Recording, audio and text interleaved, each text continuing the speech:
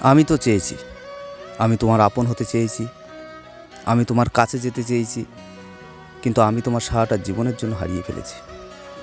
এটা সিনেমার গল্প নয়, কোনো হারানো জিনিস সুন্দর করে মিল করে চলে গেল। এটা সিনেমার গল্প নয়, এটা বাস্তব জীবনের গল্প।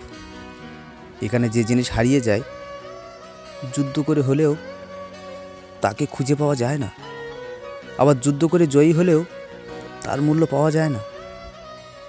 কলঙ্কের ছাপ, নিজের অন্যায়বোধের কষ্টটা সারাটা জীবনের জন্য কুড়ে কুড়ে খাবে হয়তো। জ্বলন্ত আগুনের মতো হয়তো জ্বলব।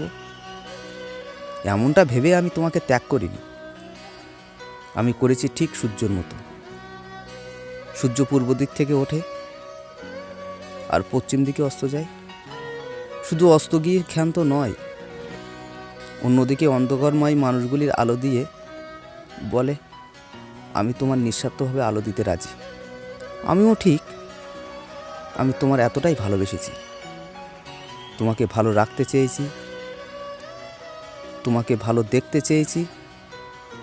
আমি তোমার ভালোর জন্য আমি তোমার জীবন থেকে মুক্তি নিয়েছি।